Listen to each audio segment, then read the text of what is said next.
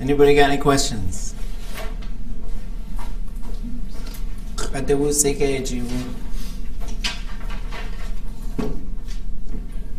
Like, okay. So we got about 12 days, I think, until you have your final. So you should have your letter done by then. You should have your project done by then. And that's it. So we didn't do any midterm. We didn't do, so that's just those two things. Whatever, 2-page letter, and then a some kind of just 1 minute of something. You could teach something. You could just sort of, if you want to use slides, you could do some sort of slideshow. If you want to record it, make some kind of video, you could do that. Just as long as you're using the language, you're engaging it, you're communicating something to us, and it's not using any English, then I'm fine. And so it's pretty fun to sort of see how far you could take the language these days without relying on English. So those of you who are out there in you can send me slides if that's what you want to do. You can upload a video if that's what you want to do. You could just sort of, if you're reading something that you've written, you could just do that. And you can incorporate chunks of stuff, you know, like, let's say this was a 2-page paper in a classroom. I would be okay if there was a paragraph of other, like a citation, like as a quotation. So if you had somebody's stuff in there, like a story, like a line from a story or something, but it wouldn't be just reading us a story in Tlingit, because I think that's great, but I don't think that's very sort of inventive. On, you know, I want to see a little bit of language manufacturing on your end, and so certainly bring questions if you have them, and we can have a couple of workshops next week. You can always email stuff to me. And if I'm not getting back, just send me a little reminder. But I'm not, you know, don't try to go too over the top, right? Just keep it easy. I guess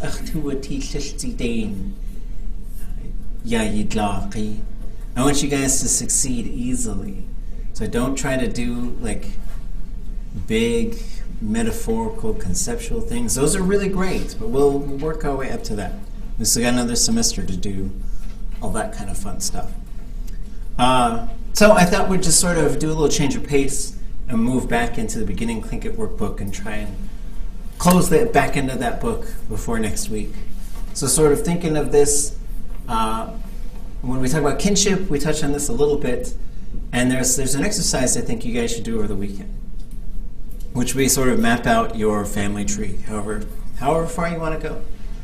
And let's just sort of, ideally on Tuesday, you could bring some sort of little visual. We could show it to everybody using the camera or something. And let's just walk through, you know, we're not trying to be too nosy, but Ishagun datach tuasagu, ha'in aya kagachinik. Ya, adusawe wa'a. Itayanenach ka iisyanenach aka yata atunach ya eka gahisaku Tlingit chenach. So I'd like to see just who your people are, right? And so it doesn't have to be anything fancy, but just, and if you don't have a visual, that's fine. You can just talk us through it. But I'll certainly bring mine as, and I'll go first, kind of as an example, just what you could do. So you could sort of sketch this thing out if you wanted to, and it doesn't have to be, you know, I could envision stuff like this in a language school where you do projects with kids, where they put pictures up or do stuff like that. So some of the things, we'll look at a kinship chart and the resources you might need to make sure that you've got the stuff kind of in front of you. So somebody give me a possessive pronoun, and we'll use them for all of these. Ach, okay. Makes sense. Okay, starting from the top. Ach klar. Ach ish. Ach kak. Ach kak. Ach sunny. So these are good to practice too, using your family tree, naming them out like this. Talk is one that probably gets a little confused with Glock. They're different. Achat. Achliq. And the tree would be in Tlingit. And so you don't have to we don't need any real like long descriptions of anybody, just sort of. But if you think you know how to do a couple things, you could. If you needed to show the clan or where they're from or anything like that, you could. But really, if you wanted to just do their name and their kinship term to you, that's fine. Dasa? Okay. We did an activity one time that I got the idea from Kaswoot and Yakdat, where somebody becomes the me, and then we all go around. This is another activity you guys could do. It would take too long for us to do it. We don't have time. Somebody is the me. Somebody who wants to be the khat, and then somebody is the khat. And then we all pick a kinship term to say how we're related to that person. And then we take turns going around saying how we're now related to everybody. It's a mind boggler. It's very fun, because according to the Tlingit kinship, how this stuff works. And every language deals with kinship differently. So you take the concept of cousins and ball it up and throw it out the window because it doesn't exist in Tlingit. Once removed, twice doesn't matter. Throw it out. The Tlingit has a very distinct way of dealing with kinship and doesn't deal with cousins, doesn't deal with any of that stuff. Achshetch. Achkik. Achik. So this section has the little female symbol. So if you're a female, these are the ones you would use for the other females. And also when we talk about, especially aunties, uncles, siblings, that's anybody in the same clan. All of them, right? Achkik awehu, achawe shukach adi awehu, shukach adi ayachai. And it's all, the keek is the younger one too. So these are important things. If you discover you're the same clan as somebody, the next thing you gotta whip out your driver's license, right, and say, who's older? Right? Who gets to be the bossy one? Right, because it does. It gives you certain authorities. Achunch, achkik, achglak. So these are for the males, right? And so there aren't very many ways in the language that male and female stuff is different, but this is one. So a female doesn't have a hunch, a male doesn't have a shatch. So those are just a couple of concepts to just sort of keep thinking about. Achyeti, achyetki, achsi, achyit. And then yeti is the only one that gets a possessive suffix. It's really interesting, right? But you never say yet. Like you wouldn't say that on its own, except for in a verb. Ash kautliyet, he or she played. They kind of pretended to be a child. That's the verb for playing. But that's active playing, up and running around. Achdachchan, achkeishk, achkashk. So the keishk would be all of the kids in your clan, right? Or, and so if you're trying to stretch this out to non-sort of, in clans, it makes a lot of sense. Outside of clans, it gets a little fuzzy, but basically this would be all of your sister's children. Right, the brother's children? Would be kashk, right? So those are all your opposites. And then if you're never sure what to call somebody, the kinship terms are always good, and so it depends on whether you have a relationship to that clan or not. So my father's people are Kagwantan, so if I ever meet somebody who's Kagwantan, I should be using a kinship term right away. If they're older than me, it should be Achsani or Achat, and if they're kind of my age, maybe Achkani, but it depends. And so I had an 80-year-old man who used to call me Achsani, his uncle, because my namesake was his uncle's. His uncle had my name, or I have his name. Achuch, Achshat, Achchan. Wu. And then as you learn these kinship terms too, this is how you can start talking about other people, right? And then the other thing that I think maybe we'll learn, we'll just go through it now. So let's say you're talking about more than one. Ach kla has. Ach ish has. Ach kak has. Ach kak has. Ach sani has. Ach art has. Ach shishko has. So the has is a high tone, right? It comes after these kinship terms. It's not really a pronoun, it pluralizes these kinship terms. The other thing is if you put something after shishko, it kind of becomes a you. Ach shishko has. Right? Ach shat has. Ach kik has. Ach ik has. Ach hunchu has. That also becomes a you when you add something like, and not like this anything comes after it, but if that has comes after it. Ach kik has. Ach glak has. And then ach yetki pluralizes like that. So that's where you can see that it's a different type, it's a noun. It's not a kinship thing. It's just kind of interesting. Ach si has. Ach yit has. Everybody know how to pluralize this one? Has anybody heard it before?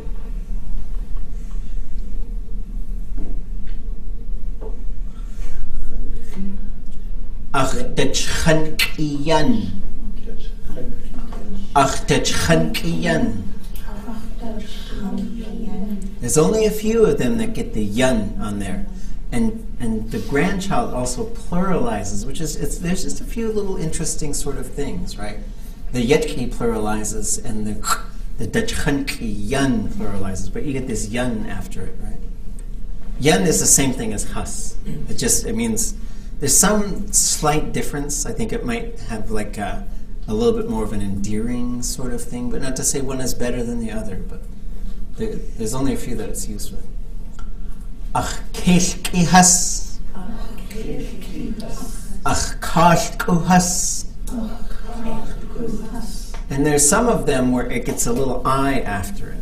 And it's just a peg vowel, because ach keshk has is hard to do. So you just throw a vowel in there to make it a little bit easier. Ach keshki has is just a little bit easier.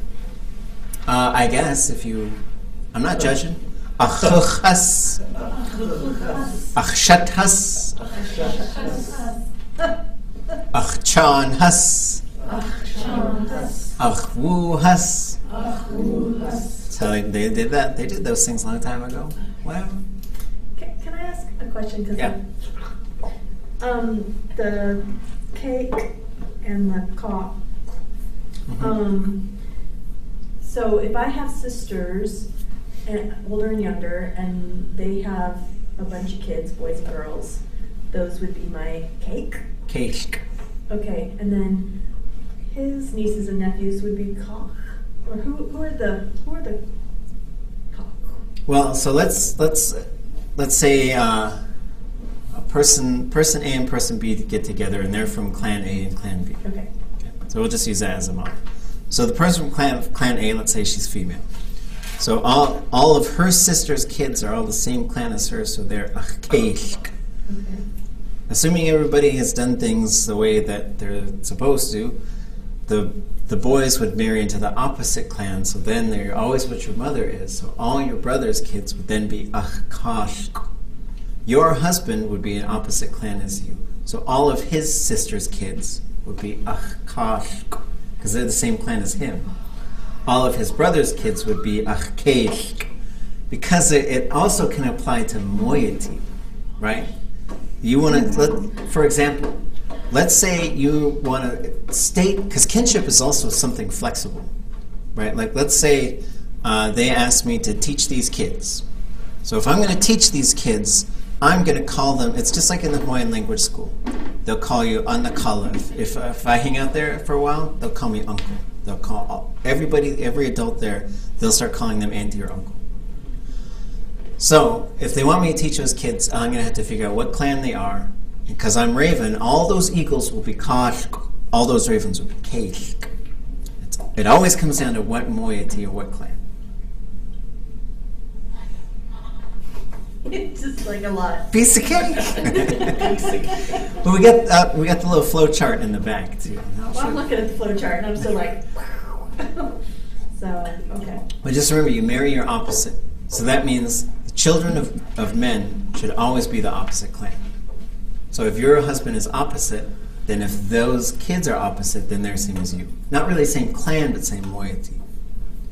Because let's say you're eagle, so you marry a raven, and then that raven has sisters who are raven. They'll marry eagle, but all those kids will be the same clan as the females. So those boys, they'll be ravens, but they'll marry eagles, and then all those kids will be eagles. And then in the instance where you have two eagles that marry, and I know, like... It does happen. And so then, as far as what you would call them, then you would just go with the clan. It just comes... The kinship always comes back to the clan, right? And so that's why they'll say, don't marry your sister. I mean, they would tell you that. These things happen today, and we don't have to be judgmental. We just use the kinship chart, though, and say, oh, okay, well, those are achkesh, because they're raven, I'm raven. It just comes down to that. Same or opposite. Use the moiety as the basis for kinship, because kinship is clan-based, but it's also personal relationship-based too. Because let's say I start calling you're a raven, and I am, and then we start to become like close in terms of personal relationship and friendship, and so I start calling you Akhlaq, my sister. But then something happens, something horrible, and we won't be friends no more. So I might not call you that anymore. Not saying that's going to happen. Those are realities, but it goes the other way too. Like you start to get to know somebody, and this happened to me. And so we were both ravens, and we started becoming really good friends. And then he called me. He's like, and I said, how old are you? And I was the older one. I was like, yes, carry my luggage, right? Okay. So then it shows you how to incorporate the kinship into a whole bunch of different phrases that we've already learned, right? There's my grandparent. I am his or her grandchild, right? So we'll just say them just once. Yadu.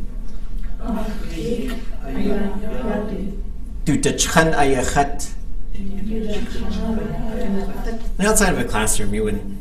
That's just a weird, I guess.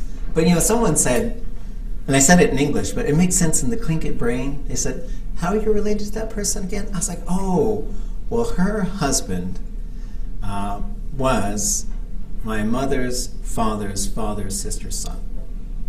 Right? And so those are ways you sort of track things. But in Tlingit, you could do the kinship term and then just say do, right? For example, we're looking at this picture in Shkakwe. I was looking at it with my kids. His name was John Donawak. His Tlingit name was Donawak. And they gave him the name John Donawak. And I said, away. Ish, du tla, du ish, away. That is your father's mother's father's mother's father. Because that's who he is. But with, and so you would say, ish, your father, du tla, his mother, du ish, her father, du tla, his mother, du ish. So you can walk these things around like that too.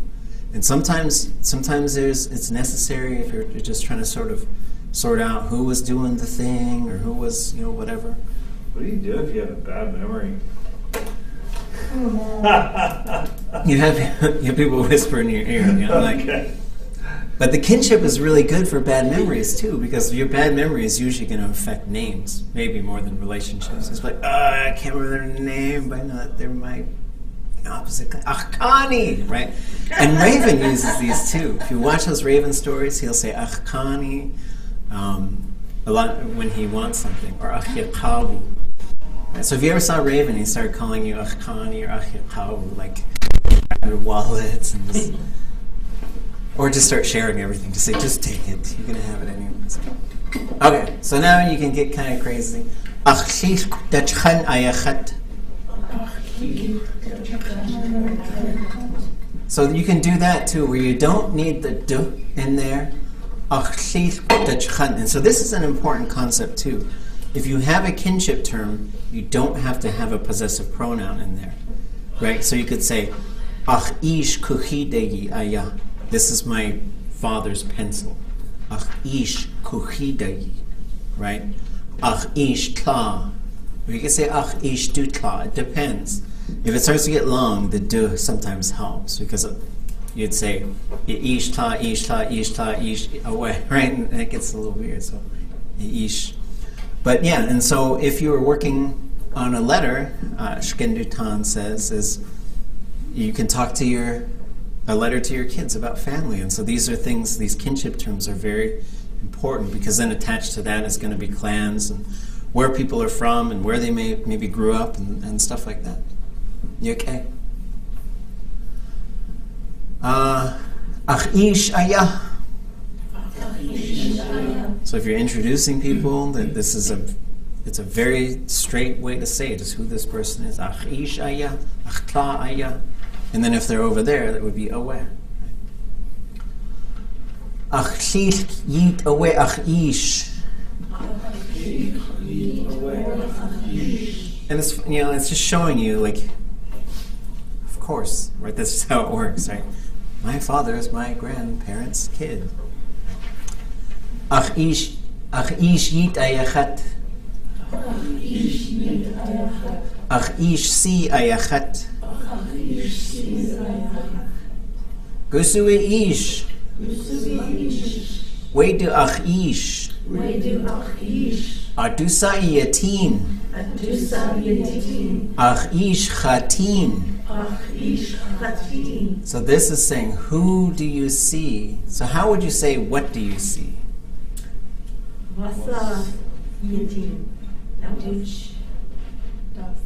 Dasa yatin, right? Dasa is what? Wasa yatin would be like, how do you see it? It would be like, through the window? I don't know. But that's the how part, right? And then adusa would be, who do you see? If it was aduchsa, that's who's doing the seeing. But that's kind of a weird, that's a little bit of a weird way on to say it. Isani akwe. Achsani awe. And there's the sunny, and so like with kinship too, you have to learn how to tease. In closed doors, you can tease a lot, as long as everybody is okay with it. If you embarrass somebody, and especially if they're your clan opposite, you're in trouble. If it's in public and they're your clan opposite, you probably shouldn't do it. I don't recommend teasing your opposites in public. I've seen it done, and it could be fun and funny, but it could also get pretty sensitive. And the other thing, but there are these jokes about Isani, right? So at the end of that Raven story that we listened to on Tuesday, and I listened to the audio going through the speakers in the room to the microphone, it didn't work very well. So I did post the audio online, though, if you guys want to listen to it. But at the end of that story, people clap, and then there's some talking, and then it gets it's sort of quieting down. And this elder says, "Isani flew away," and everybody just starts laughing, which is like, it's your paternal uncle's nose. And that kind of stuff is very funny in Tlingit.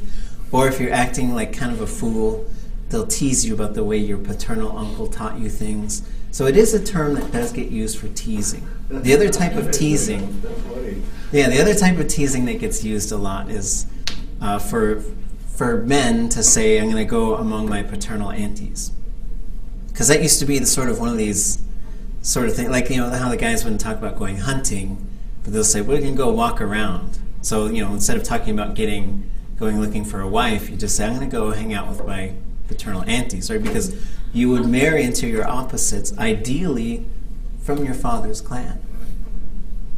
Okay. Wasayati ikla. Akhla yake. So now, so this is showing you also, like this is a state verb. So chlitzin is strong. Achtla chlitzin, right? And any state verb you learn, you can just sort of throw it on the end. So now you can start learning more verbs and plugging them in here, right? And then it could be other verbs too. You can say achtla ausaku. But you got a little bit of work to do sometimes to get context in there, because that could mean he or she knows my mother, or it could mean my mother knows him or her or it. So it depends on context, but conversation takes care of a lot of context, right? Like you might say, who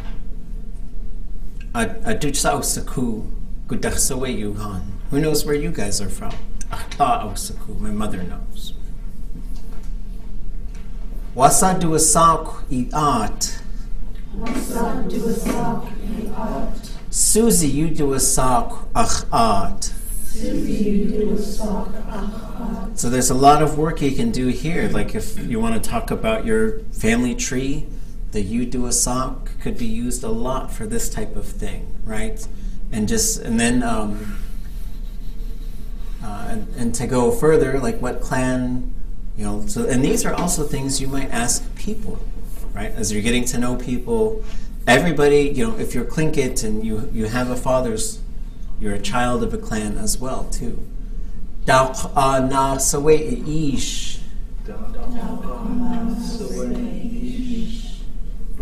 Da'qa is which one? Na is a clan or a nation. Sawe-ish. So the sa has to also be paired with the da. But you can also say, like, instead of which is the ones, that could also be a noun, right? Ish. Which one of those men is your father? Which one of those women is your mother? Which pencil do you want? Ish.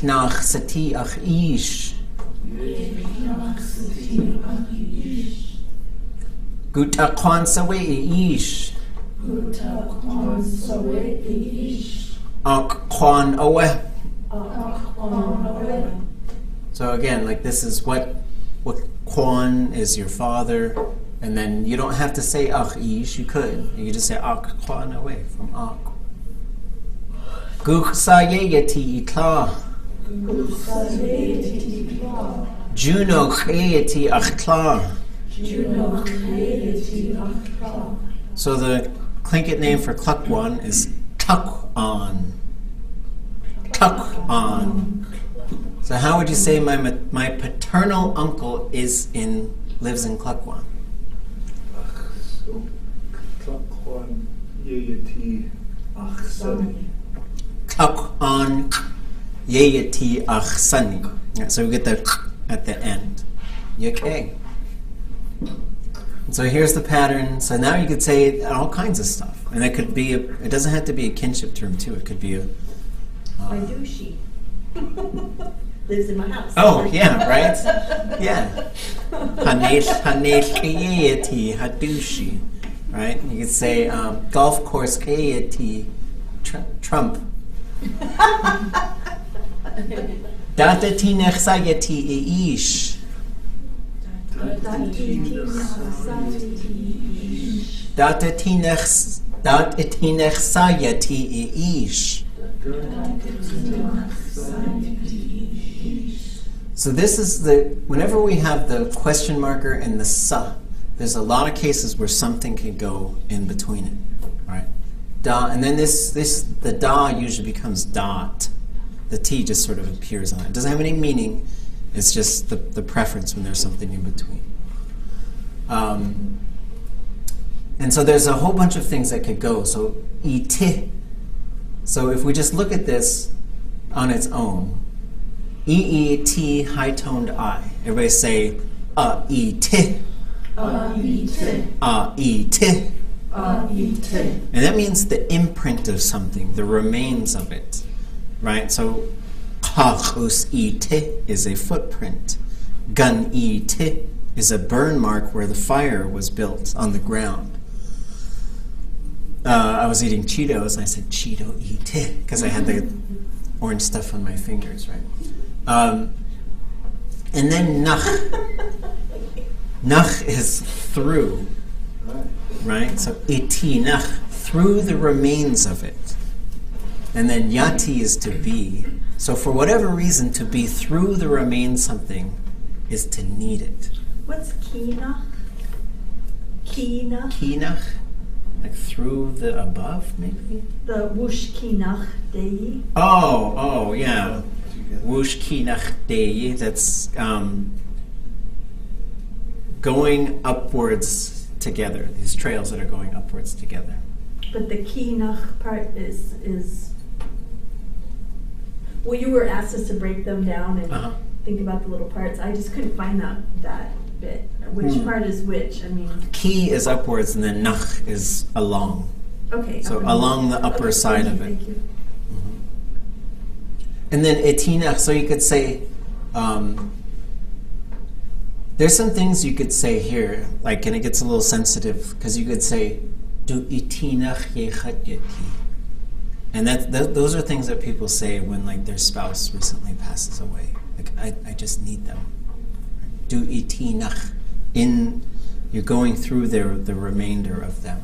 It's just the it is really interesting. And you'll see it in place names too. Sit itiqi, the bay where the glacier used to be. Hastu itiqahu hasati. We are the people in their remains, which means we're their descendants. Or another big thing they would say is they'd say, Hastu itiqaqi hasati. We're the seeds in their remains. And these are old Tlingit sort of sayings, right? And they'll say, let your children be seeds, like let them be little seeds. Una itinach yati ach ish. Una itinach yati ach ish. And so here's the other thing, like blank itinach yati ach whatever. Hin itinach yati ach tlilk. My grandma needs water. Kahwe itinach yati ach tu atlatu. My teacher needs coffee. But there's all kinds of things that you could say. And so it's what these chapters are showing you is the pattern building, how to do the pattern. And then here, oops, I thought I usually put it over here. Which one is which? But anyways, this is what they need, and this is who needs it. Which one's which? I'm sorry. The first one is what they need. Because the etit, to be in the remains of that one. So as we start to think about these relational sort of things, that relates to that. So it's always what comes before it. So there are certain things where the word order is non-negotiable. If you move that, then it's something different. Because if you said that's just weird. You'd be like, your water needs a grandparent? I don't understand. Wasashtu danuk iat. So this one, this shtu danuk, is like, how does someone... So we saw this ji danuk is to feel something with your hands. Tu danuk is to... Shtu danuk is to feel it inside. And this is how you usually express compassion. Uhansu ishandain shtu danuk. We feel pitiful as well. But this is, wasaya yati would be like, how are they doing? Wasash, how do they feel? Right? And so these are things like, in the context, to build a conversational context, if someone is sad, like something has happened, and then you want to ask about how the widow might be doing or whatever, these are just some ways that you could do that. And then tuwu yanik. So we saw that too. So to say I'm sad, tuwu yanik. You're sad, tuwu yanik. The dog is sad, tuwu yanik. My grandparent is sad, tuwu yanik. So the du is there as a pronoun, but this one, it does go away if something replaces it. In the verbs, those pronouns don't go away, but the possessive one does. Kate tuwu, douche tuwu yanik. That's a sad kitty. And it's to woo means feel sad instead of feel sick. To who feels inside. I mean, because you can feel sick inside too. I just don't understand how you would say them differently. Yeah, well, you would say, yanik, like my stomach is upset. Okay. So then you would usually go to like a body A part. specific thing. Okay. Right, because usually like woo yanik is a chest cold. So there's ways that yanik, there's some different things that it can attach to, but that to woo is thoughts, feelings, intentions, desires. So. Okay. Gusa eshik yaniku. Achshik shetuch yaniku. So who wants to try and say, where is your mother's sickness? Where does it hurt for your mother? Gusu itla yaniku. Okay, gusu ita yaniku. And then I say, my mother's hand hurts.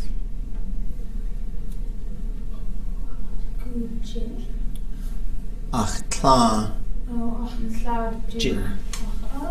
Yanik. So that's the same thing. So you don't need to say do jin. Achtla jin yanik. My mother's hand hurts. Ach ish chus yanik. My father's foot hurts. So you wouldn't say my mother, her hand. Yeah, I mean you can, but you don't need to. Right, so this is just sort of, because the duh, people have a hard time dropping it once they've learned it. So these are just sort of pattern building, because what beginning Tlingit does, it starts to make things longer, and it starts showing you how to do more options, so you can start stringing these things together. Because some of you talked about, like, I want to be able to put sentences together. A lot of it is just right here, and just practicing some different forms of this. So jin and jin, jin and jin, jin, yanik. Well, are you trying to pluralize it? Yeah. Yeah, I mean, plural. Is this possessive?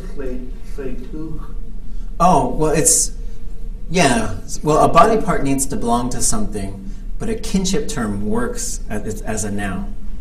So, for example, you could say, my throat hurts. The dog's throat hurts. You don't have to say Kate do, but if you say his or her throat hurts, du shetuch yanik. My grandparents' throat hurts. Ach shetuch yanik. What about my dog's throat hurts? Ach Kate shetuch yanik. So the dog gets possessed, Okay. but then something could still come after that. Ach Kate du shetuch yanik. My dog's cat's throat hurts. If your dog had a cat, we could live in that world, whatever. Sure. Okay, so here's a few others, right? So we did hungry, we did thirsty, we did some of those. Adu eat sa yan uwaha. So again, like when we're starting to put these questions together, the adu sa, that's the question, that those two things come together to form the question. But then there could be something in the middle. And what goes in the middle here is the eat. Because the eat means to arrive at. So this is the sort of the next pronoun category. Right? So we learned independent, chat, wa'eh, hu. We learned possessive, ach, du. We learned objects, chat, zero usually. And then we learn subjects, cha, zero. Now we have what we call postpositional, which just means to that person, right? To that person. So you could say, ach eat yan uwaha, I'm hungry. E eat yan uwaha, do eat yan uwaha, ha eat yan. So there's just the eat there, and before it is a possessive pronoun. But you could also say, Kate eat yan uwaha, the dog is hungry. Adu eat sa, to whom has hunger arrived, basically. Uwaha means to travel kind of invisibly. So it's a really interesting kind of construction. And you got to know this stuff in order to sort of make it into a question. Because you say, Ishawa kuchke, are you thirsty? But you say, eat ge, yan uaha. Did hunger arrive at you? So it comes after the question markers, as far as when things start getting inserted. It's a little bit complex, but it does make sense. Ach ish eat yan uaha. Adu sa eat yatawaha. Oops. Adu eat sa yatawaha. Ach sani eat yatawaha. Ach yadi eat yatawaha. Adu sa wudechwet. Keshuhan. That's it. Chat. Ach keich with the wet. Ach keitli with the wet. Ach ish with the wet. How would you say I'm, like, if you're in bed and you're trying to sleep and someone says, "Are you sleeping?" How would you say, like, "I'm wide awake"? Oh. You'd usually say Kesh ade unkataye. That's me. Listen. Let me find a way to write it here. So usually, like, I'm wide awake. A lot of times you sort of, I think what you'd be communicating in that instance would be, I can't sleep, right?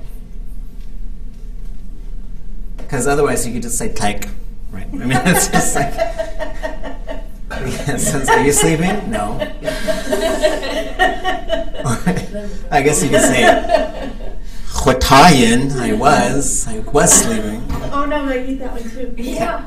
So the first one, Tesh ade. Oops, let me turn this thing up. And so this is one of these, people like to use these ones, and they're fabulous. But they're also a little bit complicated. Unqatayi. So this is what you have. In the middle you have unqatayi. And so let me just look this up real quick. So this is, so Tlingit verbs have these what we call modes. And that mode is saying what the verb is kind of doing, right? Like did, will do, those types of things. And so for sleep, if we come here and we sort of look at sleep, and we see it here under ta, and then we go down to here, whoops. And then natade is to go to sleep. Don't go to sleep. Ta, he or she is sleeping, which is this is a really weird verb, right? Because you can say, what's your husband doing? Ta. Like it's a very short answer, but it means he or she is sleeping. And this is only one person. This is another one of those verbs where it's a different one for multiple. Kesh uta, she isn't sleeping. So you could say kechwata, I'm not sleeping. Kechwata, I'm not sleeping. Wuta, he or she slept. Chwata, I did. And then if you put Y-I-N with a high tone I, chwatayin, I was sleeping, but I'm not now. But it's when you'd say kind of grumpy. Gukata, kesh gukata. That's W-O-O-T-A-A-T-I-N? So this one would be X-W-A-A. Oh wait, X-W-A, sorry. Okay. T-A-A-Y, high tone I-N. Chotayin. Chotayin. I was, but I'm not now. Nachatech would be I sleep all the time. And so here we get this one, unqatayi, right? And this is really interesting because there's this complicated verb form that we call potential. And it's a big, long, tricky one. And people like to say this, but you got to remember there's a bunch of stuff that gets packed in here. Later when you learn about verb modes, you're going to see there's certain things that get activated in the prefix. Right, and then also this one gets what we call preverb and postverb stuff. Kesh ade and then ye. And so the way that we've been sort of talking about this, so we could say wuta is she or he slept. right? And then you could say wu ta yi ye. Wu ta yi ye would be the place she or he slept, right? Wu ta yi ye. So it gets a suffix and ye after it. To put that suffix on there, it's exactly like the possessive suffix that we learned about. It follows the exact same set of rules. But if we change this a little bit, ade wu ta yi ye. The way she or he slept. So now we're talking about, they were tossing and turning. So you're talking about some sort of quality about the way that they did that verb. And then the last one would be which would be there's no way she or he can sleep. And then this one is third person, so I'm just going to change it for you. So when you go from third person in this form, and we'll learn this stuff later, but it changes to underline K. I can't sleep. This is what they say when, your spouse comes downstairs and you're sitting around the kitchen table eating. It's like, what are you doing? That's another thing I say to my kids. Why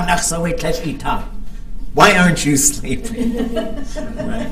They're yelling at me. Oh. Yeah. So this one, and so here's another one, like why? And then you could have any kind of verb, right? Why are you sleeping? Right? It could be right? And so then you can say why aren't you sleeping?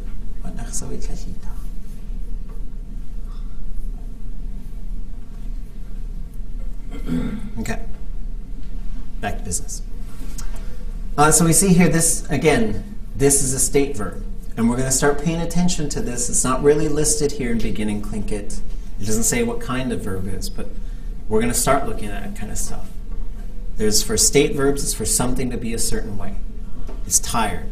It's wet. It's strong. It's good. It's weak. Right? These are all things that are to be a certain way. And the pattern they mostly follow is the object verb. Chat yak e yak ha yak yak has yak. Same thing. And then a kinship term could just go right in front of it. It doesn't replace that pronoun, but it can just go right in front. Ach kelk with the wet. Adusa shawa kuch. Adusa shawa kuch. Ach kla shawa kuch. Ach kla shawa kuch. Dasa italk eat uwaha. Dasa italk eat uwaha. Chad achtalk eat uwaha. Chad achtalk eat uwaha. So these are, again, word order is important, because if you said achtalk chad eat uwaha, you would say that fish is hungry for my auntie, right? And we're like, it's a monster sturgeon, right? But we remember that by saying that eat is one of these relational bases that we've learned. Eat, do ide, do ich, do in, chat, achtak. So how would we say, my maternal aunt is hungry for halibut?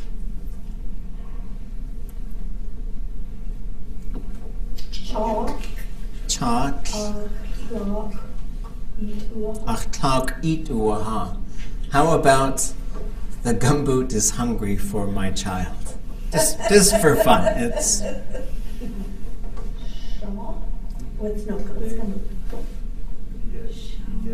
Achyedi shall eat uwaha. Right? And so just to play around, there's all kinds of things you can, right?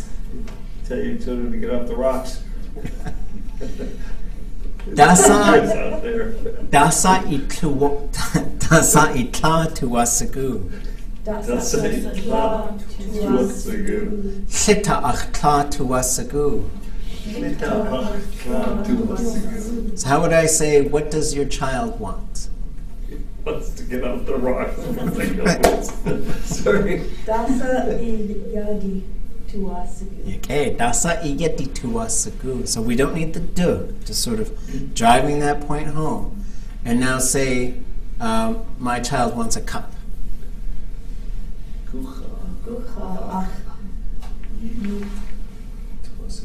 Okay, gucha achyeti tuasagu. So same, like you can say, cake achyeti tuasagu. My child wants a dog. Achyeti cake tuasagu. The dog wants my child. Right? So just the word order. Keep that in mind. Because the tuwa, same thing. It has this relationship with whatever is directly before it. Dasa ish jiwu. Dasa iyishjiwu. Dasa ish jiwu. Dasa iyishjiwu. Dana ach ish jiwu. Dana iyishjiwu. Adu jiwu sawe dana. Iyishjiwu sabwedana. So there it is again. Adu jiwu sa. Who has it? Adu jiwu sa we kuhida. Adu jiwu sa we dana. Adu jiwu sa we nayadi. Achjite. Achtla jiwu we dana. So whatever comes before the jiwu, that's who has it. That is who has it. The dana could go on either side. Dana away achtla jiwu. You could say it like that too. Okay, so if you're talking directly to a person, the kinship changes a little bit. Sort of the difference between my mom and mom, right? So for a daughter, sik. Son, yitk. Directly to that maternal niece or nephew, keshk. To the opposite, kashk. To a grandchild, chunk. To a mom, atle. Or akli. And then there's a grandparent one for the southern Tlingit use, but I can't remember it now. All right, we'll just do these and we'll take a break. Quat. Zisk. Sisk. It has a bunch of names, we're not going to do it. Atkachaku. Kashuk Weish. And for the cake peepin', Kashik Weish. So here's your kinship sort of. This diagram shows you like how to map out the kinship terms. And if you're teaching these to folks, I've got blank ones that I can send to you guys if you want them. Just send me an email, I can send you the blanks. Or if you want to just practice them yourself, they're good practice to sort of help to visualize. And what this thing does is what is a solid line and what is a dashed line on here? What do they represent? Maternal and paternal. That's right. So solid is maternal, dashed is paternal. The big thing is you have chuni. So you say achuni, achkani. So I think if we're speaking Tlingit, if somebody's your clan opposite, that you shouldn't call them achuni. Because sometimes achuni is translated as my friend, but it really means you're like me.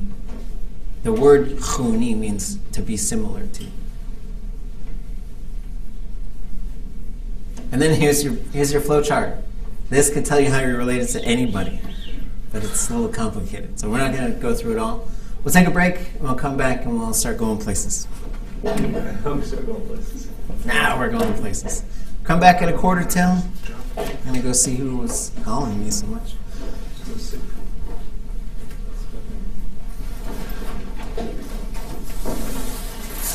I realized that I didn't have my phone today, and I'm having phone separation anxiety. They're all calling. Sort of games. One of the games I think would be neat is like card games. I think. So let's say I play a noun, and then you have to build off that noun. Like so, I'd say nakatse for fox, and you'd say wujakain. So you could play jumps, and then someone could say akanach, and maybe it's not even turn taken. So who can get the card down first? To make right? Something that makes grammatical sense. Mm-hmm. I like that idea. Nakatse wujakain akanach weiten. The fox jumped over the rock. Right, and then we And just especially if they were somewhat easy to, like, they weren't super complicated. yeah. So the verbs are already conjugated. You don't have to. You're not trying to do a verb conjugation game. You're just it's already conjugated. It's just trying to build a sentence. And does everybody get a certain number of verbs, a certain number of, or is it shuffled and random? I think you shuffle it maybe, but I think you put the nouns one color, the verbs one color, the adjectives one color, the postpositions, and I think all the postpositions would say something, akanach, adach, ade. But I was thinking about this in terms of the the haiku, but it would apply in this case as well. For adverbs and adjectives, they go before or after the noun? Adverbs always go before the verb. Adjectives, there's two different types, one that go before the noun and one that go after the noun.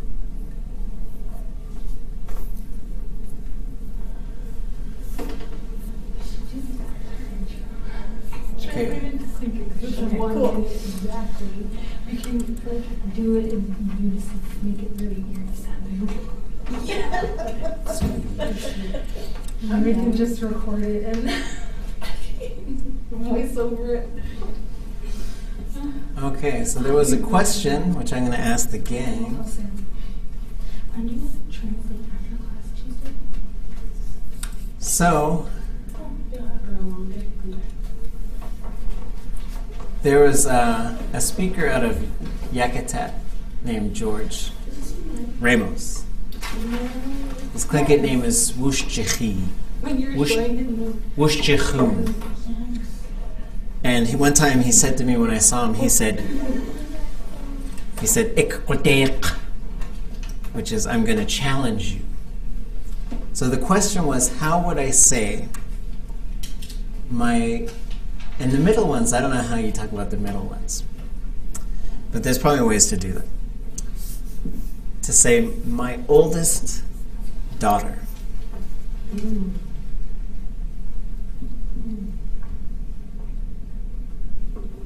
Anyone know how to say that? Cha'asa. Oldest or first? My oldest. And I was thinking that too. I'd say first, that would be the same.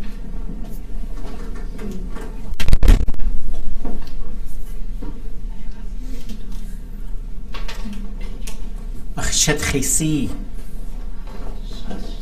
Achshet chesi. So how would you say my youngest daughter?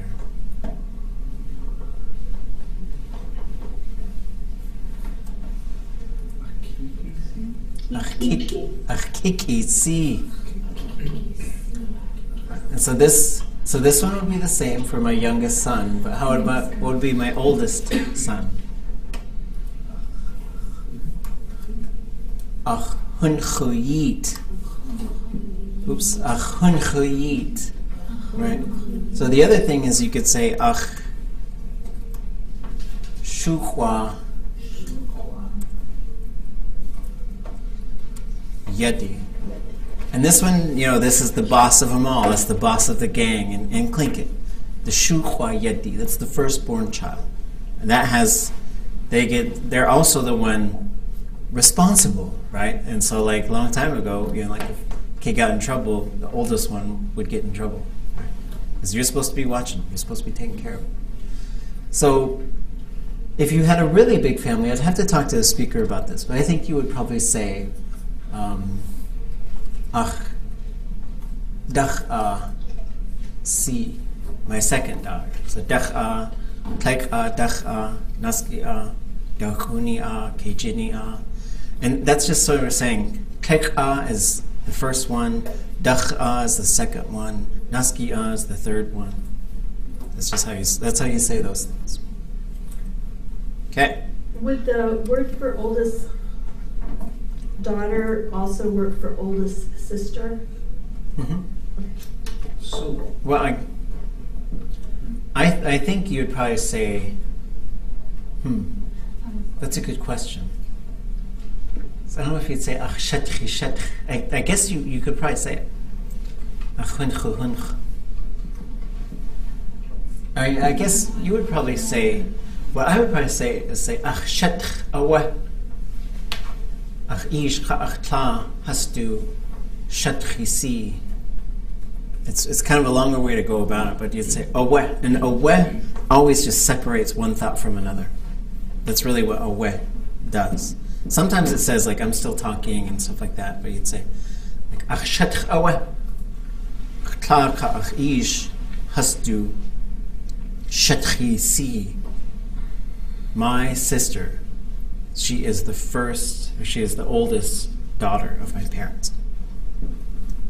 That's when you might have to do a little bit of kinship walking through the kinship. Okay. So seeing how this stuff goes, this is an important sentence that Keuchne gave to us. This was immediately after her husband's funeral. Kech as Yuhan aya adayan de gachinak kech akut ka Yuhan aya akageyes yi udutletu achawe akatuchwatan. And these words that we're learning, right?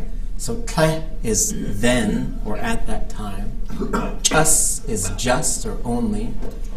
You guys should know Yuhan, right? It's all of y'all. Aya is another one. It just separates. It just shows we're separating these things a little bit.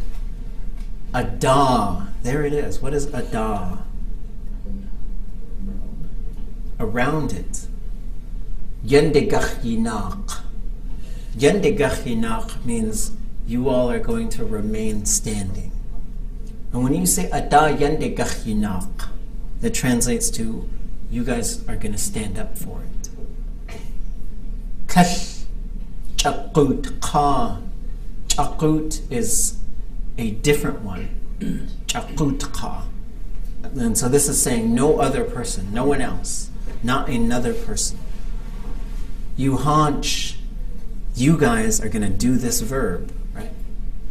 Aya, akageyes. Akageyes is like for the benefit of, but it's a little bit more kind of special. This is the one we use when we would say hatachchen kisani kageyes wushtin yejagachtuna or wushtin yejagachtune. We're going to work together for the benefit of our future generations. That kageyes is like, it's a big sort of for something, like specifically for something. Yi to you all. Wudutletu, you were all taught. Ach aya, because of this. Akat, on it. Tuchwatan. So adayu tuchwatan, I was thinking about it. Akat tuchwatan, I'm hoping for it. So sometimes just changing these things, ada from adat to akat, changes the whole sort of nature of that verb. Okay. Could you tell me what chakut is again? Chakut is a different one. For example, like if your kids are trying to like get something and they're like, can I have this one? You say chakuta, a different one. Chakuta is a different one. So chakut ka is a different person. And this qut is similar to what you see in qunana, qunayade. It just means different. All right. So here's our sample. I think here's one in the road, right? Sample conversation. And these are ones these are things that you guys can practice. And when you practice these with a partner, some of the things you focus on is just the flow of it, getting some feeling into your conversation. We used to do, I should bring it back. Maybe I'll bring it back next semester. We used to do these dialogues with like a bad acting contest. It was pretty fun.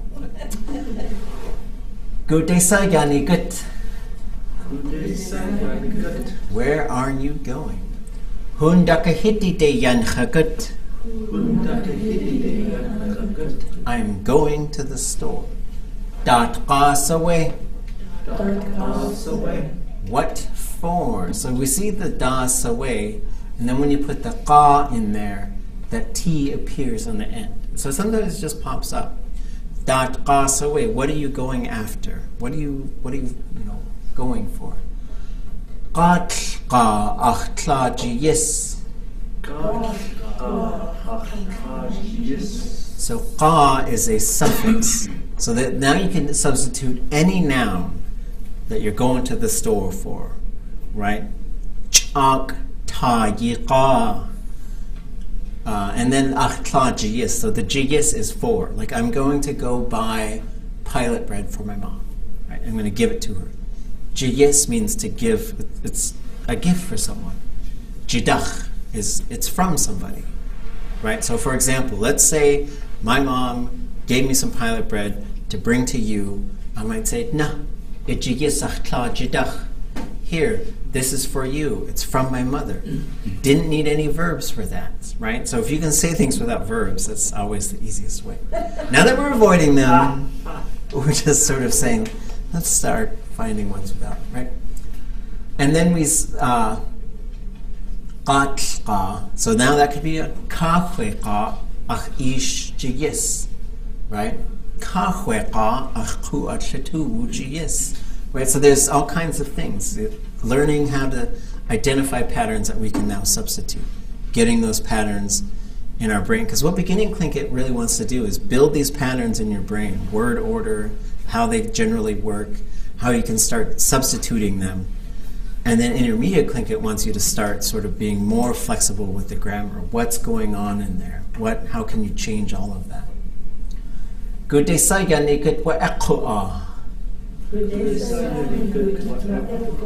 So this is saying, where are you going?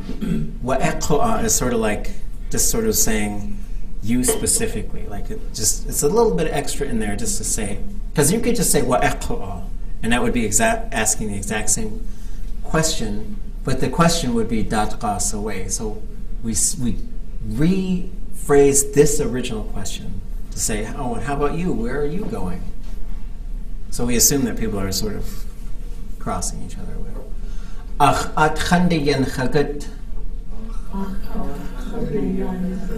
I'm going to visit my auntie, my paternal auntie. Right? So that khande, that's how you say you're going to see somebody. You never put the day or the dach onto a noun or a kinship term or a pronoun. Right? It just doesn't work. You couldn't say Khone day, you can't say that. Or you can't say akhat day, you can't say that. It has to be khande. Right? So that going beside them, that's what you say. Because if you say akhat day, it just sounds weird. Dasa akhe kakisane. Dasa akh Yekaqisane. So kaqi, you are going to. That's how it's going to pop up all the time. Kaqi, qaqisa, qaqisha, qaqi, you are going to. So this is putting it into the future. Dasa, what? Akh, at that place. Yekaqisane, what are you going to do there? What are you going to work on? Right? Dujiyis atqaqwasi. So dujiyis for her, because we're still talking, and so this is the other thing. We switch to the third person. We don't have to say akhat, akhat, akhat. We know who that is. You're not going to suddenly start talking about a different person. For her, I'm going to cook something. Right. So this is a future form. And so we see a couple of those, and we've seen them with the weather, but now we're starting to see ones where people are doing something. And they just change a little bit. Kuwakeyayaki. Kunach. So kunach it's an adverb, so it usually comes before the verb. Kunachike.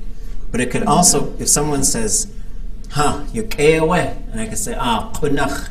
You could also just sort of say, yeah, put this on the verb, right? Just can appear on its own. Hakaqaquati. So what is the ha part? How does that translate? Our. Ka. On us, right? So this is, the relationships are just a little different. So in English it'd say on us, on you, on them, on me. In Tlingit it'd say achka, ika, haka, hastuka, right? Because the weather, it's like this thing that comes down on people. So that's how the Tlingit mind thinks of it. Ka, in this case, and we've seen a couple of them, right? We saw this qat as a suffix. It means to go after something. On its own, it means pleasant or good. Qayati, it's good, it's pleasing. Hakaqaqawati, the weather is nice. This is nice weather for us. The weather is nicely coming down on us or something. Gudesa ituati. Gudesa ituati. Where do you want to go? Hunadeach tuati. Hunadeach tuati. And so this is this, to be kind of a verb. Guk. Nachtiquch tsayuk ksha.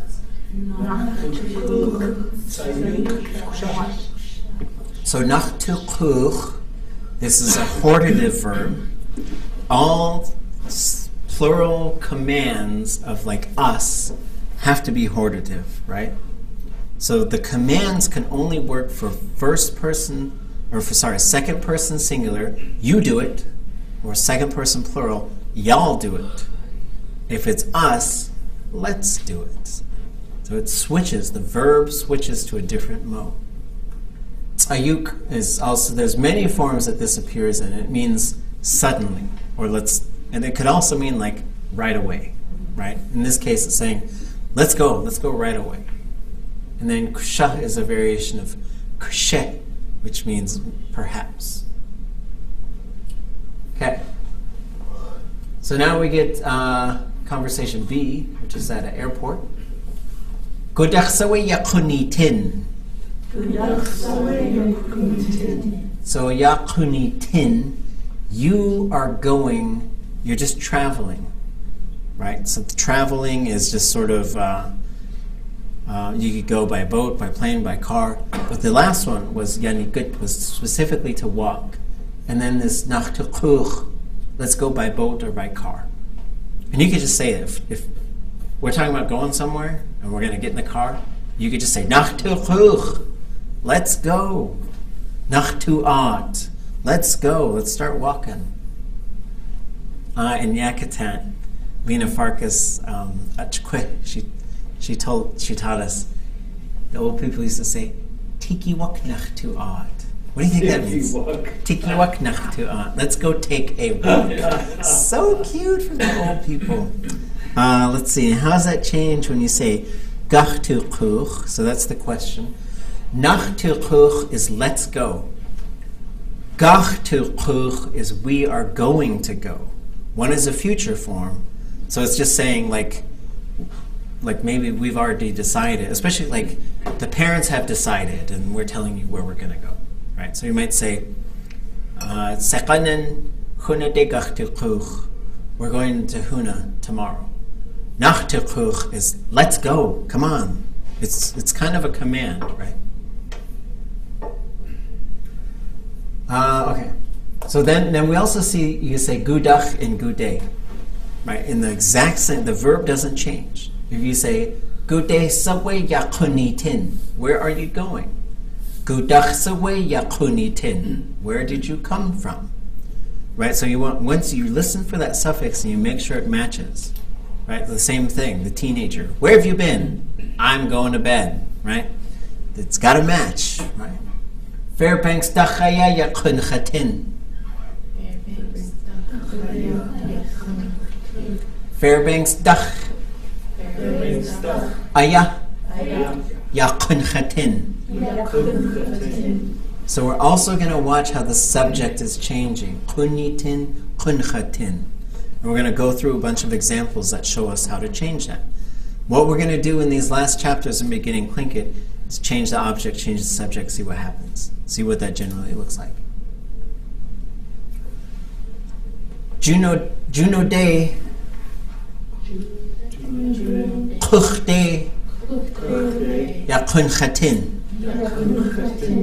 So this one, the kuch is to return, right? And so kuch day would be like, we're going to go back. Like for example, we're in a boat, we're going out fishing or hunting or whatever. You could say, kuch day nach de kuch. Let's go back. Let's go back. Juno de kuch day ya kunchatin. Usually when you see the kuch, though, classifier goes plus D. Could you say, I'm sorry, could you say again how to just say, let's go back? So you should say, kuch day. So let's, in classic Tlingit, so you'd say, ade nach tu kuch. And this is let's go. By boat or car. Right? You can't kuch in a plane, and you can't kuch walking around. You can't kuch on a bicycle. Kuch de nach tu da kuch. Let's go back. So the classifier goes plus D, because when you're kuchin, you go plus D. That's just one thing that happens. Kuch de nach tu da kuch. And if you're going to say, let's walk back, kuch de nach tu da art. Let's go back. And so that kuch de, it just means go back to where we started from. We already know what we're talking about.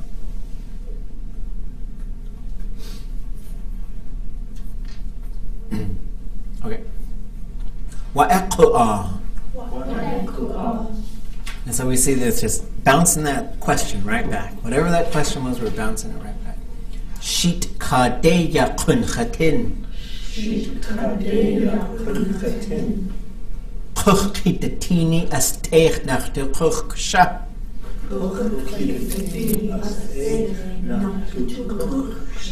Okay, so kuch kitatini. This is kitatini. When you get back. Asteich nach de kuch. So the other thing is there's a bunch of actions that you could put on here, right? Like let's say it's Friday nights, we're going to go dancing. Asteich nach de kuch. Oh, what did we say? I think I was talking to some elders and we came up with Wuduwachich asteich, Wuduwachich asteich. Was breakdancing. But then, so you can have some sort of thing. Like you could say, let's go to work. Right, so it could be some verb that just becomes a noun. Let's go fishing. Let's go hunting. Let's go dancing.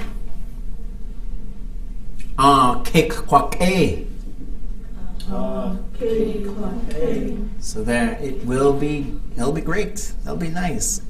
Cake could also mean it'll get better. It depends on the context. And wuke? Huh? Wuke? Wuke is it was good. It was good. Kain, it's getting better. Okay. So now we start just by looking at a few motion verbs. So now we've talked about state verbs, motion verbs. State verbs, motion verbs. State verbs, motion verbs. What other types of verbs are there? Anybody know? What was the question? Like So- I heard you. The comprehend. Well, you ever be in a conversation and you're just listening and then someone asks you a question and you're like, wait, what was it? Like, go back about 35 seconds. So we talked about state verbs for something to be a certain way. Motion verbs for things to move. I got 3 fingers left. What other types of verbs are there?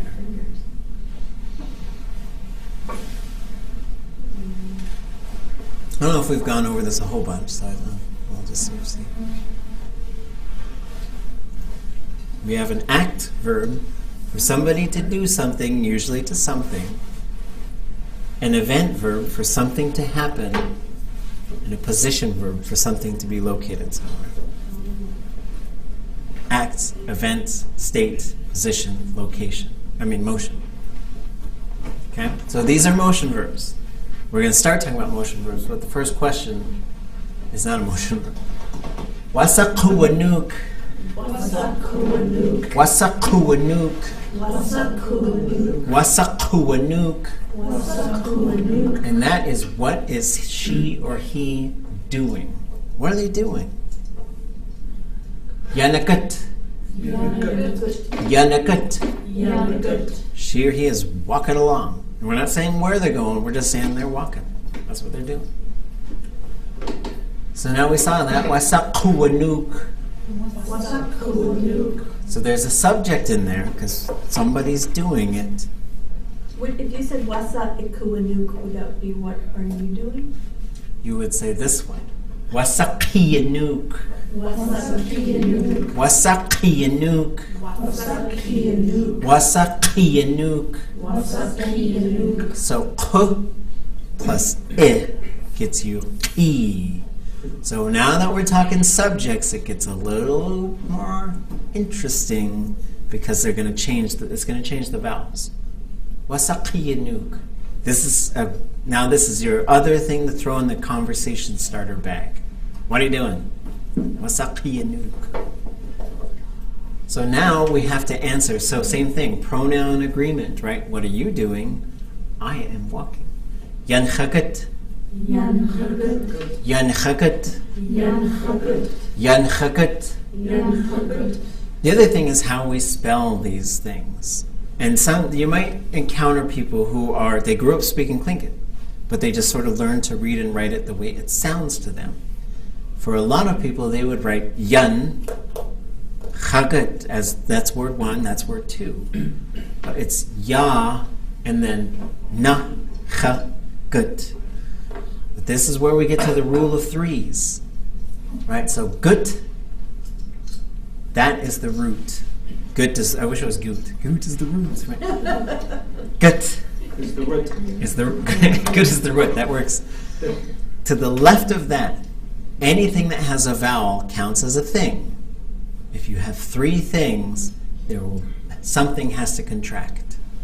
Right? This is a rule in Tlingit. So the classifier is 0. The first person, me, is cha. Before that, you're going to get na.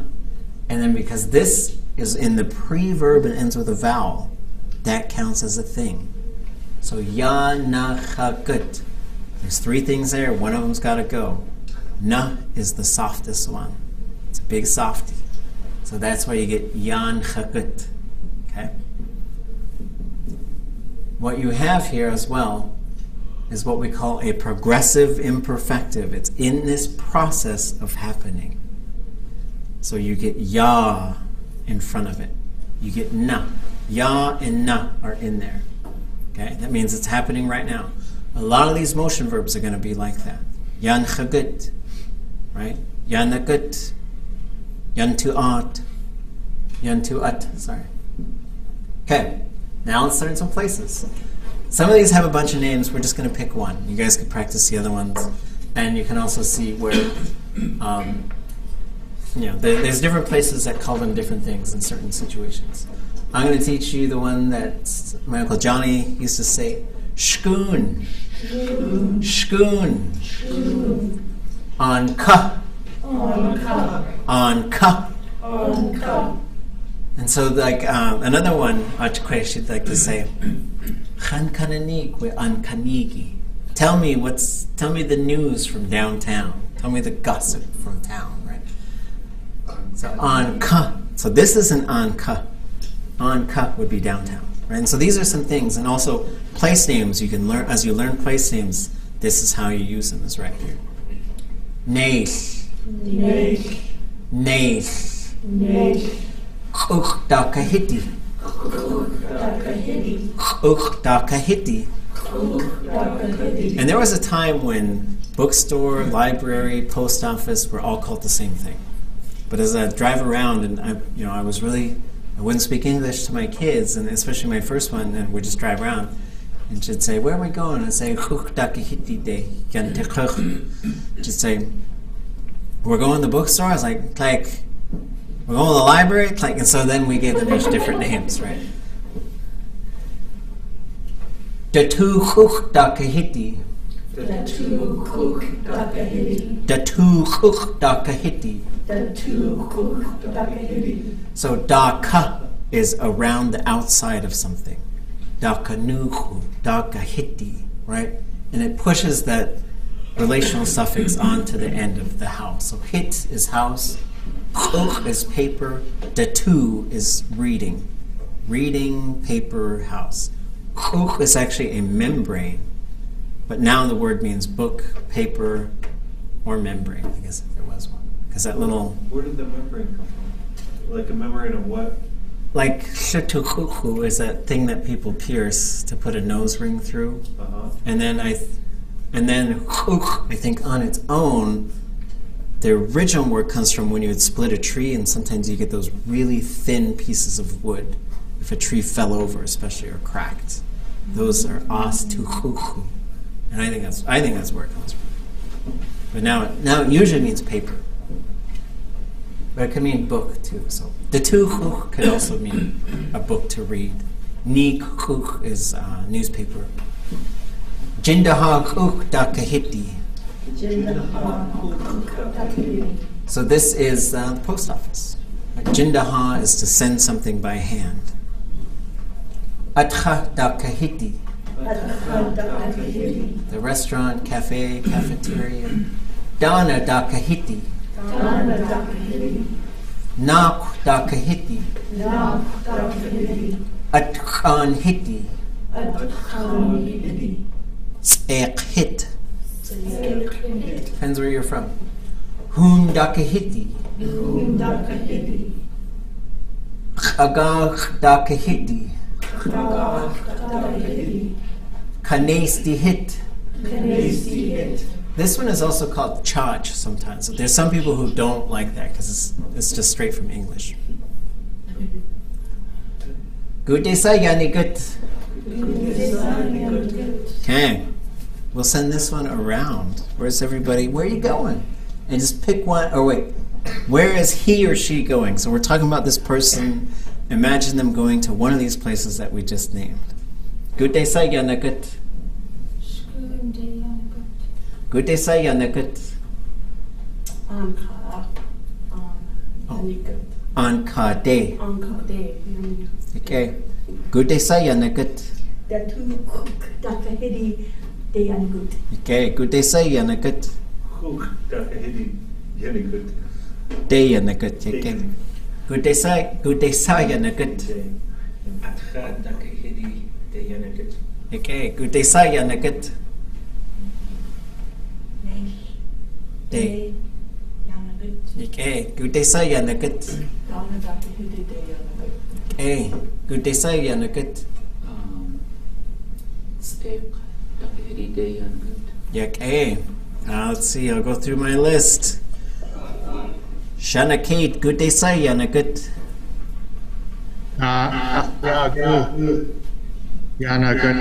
Okay. Achya. Good day, yana good. Okay. Chukan. Good day, sayana good.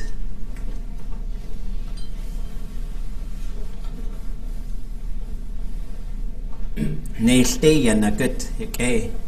Qaltin. Good day, yana good.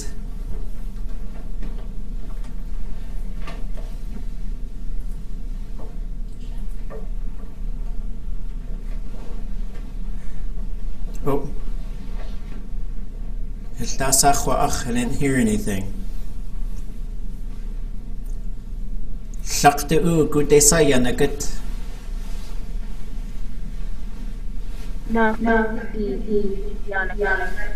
Okay. Sage. Good day, yana good.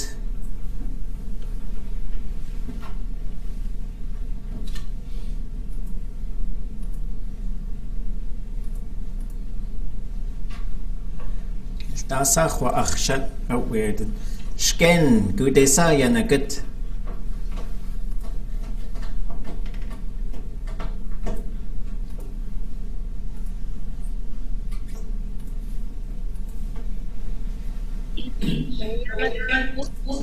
Okay. Tana good day sa yanagut.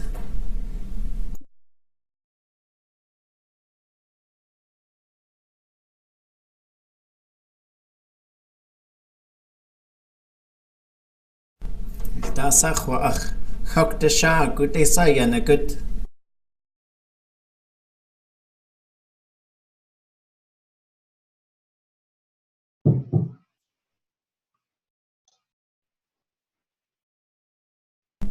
Kakan hit. Oh, okay. Kakan hitaya hanaka hiti. So you could say there's two ways to do that. So if you're naming a clan house, you say hanaka hiti de yanagut, or you could say kakan hit de yanagut. It's up to you. So the other thing with the day, how do we know whether the day is high tone or low tone? Depending on the previous word. The vowel before it, right? So every day is the opposite of the vowel before. Okay. So if you were going to say he's going to my mother's house, would that be akla hidi de yanagut? Yeah, away. Akla hiti de yanagut. Okay. Okay. So now, the subjects, right? So third person, they're both zeros. 0, 0, right? Yanagut, yanagut, yanagut, yanagut. So the question and answer didn't change. So now the question and the answer will change. So you have to ask it to the second person. So I'm asking you, and the response changes to first person. So the response would be me. So the first one, Gudesa yanigut. Gudesa yanagut. And let's see, where are we going to go? Where am I going? To bed. Oh. To bed. Okay, I'll say to bed, and then you tell me how it works after we're done. Ta tayide yanchagut. Ta tayide yanchagut. Ta tayide yanchagut. How is that working? How does that work? It's plural. It's possessed. No. Is that just bed? Ta tayide yanchagut. It's asleep. Ta is sleep. Day is, I know shayide is where your head goes, or your bed is where you go to sleep. Kachechuyet is bed. What is tayide?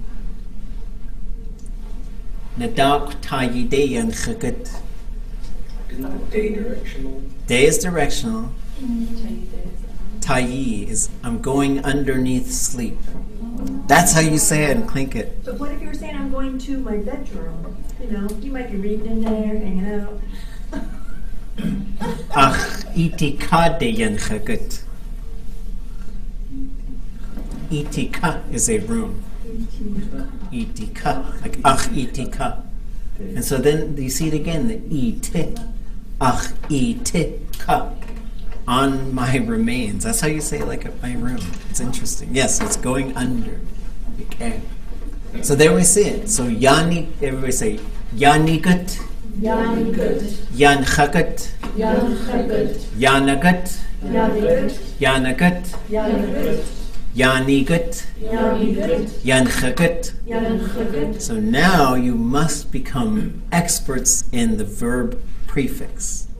Yanigut, yanagut, yanchagut. Those were the three, right? So let's start with the first person. Yanchagut, Yanagut. yanchagut, Yanagut. yanigut, Yanagut. yanigut, Yanagut. yanagut, Yanagut. yanagut. Yanagut. So you get practice hearing that, right? Yanagut, yanchagut, yanigut, right? And so we see it and what's going on is the 0, the I, and the cha. But na plus I, and you get ni. Right? Gudesa yanagut ish. Gi wadaka hitite yanagut ish. Good idea. Okay, you got it, Dad. Right? I don't don't want to make fun of No. dads. But, you know, Iwa Dakahiri? yeah, that's the bar or the Bar? alcohol. What is knock, or what's it for alcohol? Is it? Oh, now. Because one time somebody was shouting, they were trying to say new hit. They said now hit. So I was like, whoa. Because it was a clan house, right? I was just trying to play it cool. I was like, okay, so there, so it's going, coming, going. And Ach at khandayan khagat.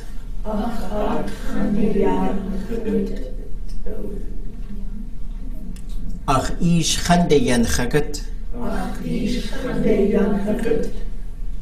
Iyati khandayan khagat. So you see, they're just patterns, right? So now we have a verb, and that verb could change to help make the pattern. And then we could change this from guday to gudach. Gudach sa yanakat. Nauk dakahiti dach yanakat.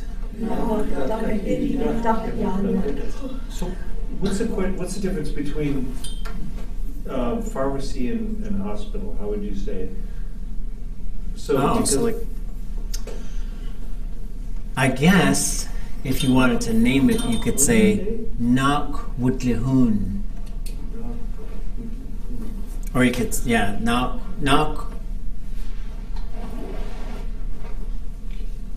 Or you could say Nak Hun Dakahiti. Because Hun means to sell. Okay. Nak Hun Dakahiti. So that's one way you could take care of it. So, Nak Dakahiti is usually a hospital. Okay. Any questions? How would you pluralize the word older sister? The kinship term. Pluralize the... Older sister. Oh. Somebody is telling me, how would you say my older sisters as a female? Ach shetchi has. So you're usually going to get what we call a peg vowel. Just because ach shetch has is hard to She say. would say that. Yeah, right? So you could say du shetchi has, but you can't, like a male shouldn't say ach shetchi has. Now, I'm not trying to assign anybody's gender or anything. This is just, but there are pronouns in the kinship chart where gender plays a role. And where it does is especially with siblings. With a lot of these ones too, you could say like achli. And then on either side of this, you could put ka'a, or you could put shawat'a, right? Male, female. And that's for people. For animals, the second one changes. Sheech'a would be the female for an animal. Anything else? Everybody okay? Okay, so I had you guys pick 10 place names. Hold on to those. Maybe keep working through them. Oh, 5? 5? 15? Right, okay.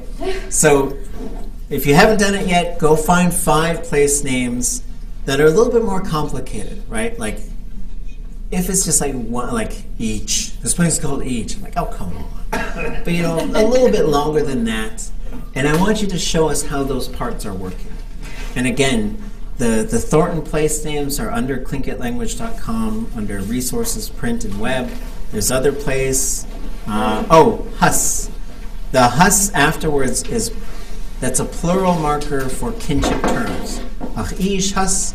The way somebody explained it to me is they're like giving this speech. They were being funny and said, Ach ish hus, ach sani hus, ach at hus, now you other husses. And I just want to say, I have this one of our grandparents' names on the land, which is nothing but place names and maps and stuff, and it's in the reference section at the library. Perfect. So you can ask. The maps and the names are on a PDF on Tlingit Language okay. too. Hashish uhas ani sang. Is that the? Oh yeah, the. Yep. Okay. And there's a map. No, you don't. Not translate them because you can look at the translation. But what I'm looking for is to break it apart and show me all the little pieces you could find in the place name and how they work. Like, so the last time we did, oops. Sani. And this was lakes, plural little lakes, among. So I was just sort of breaking it out to the best of your ability. Find ones that you can figure out how it's working. So you can sort of break it apart kind of like that. Okay, you kijken is cheese. Eeuwen. Jagen. Ja, en misschien gaat het die nieuwe.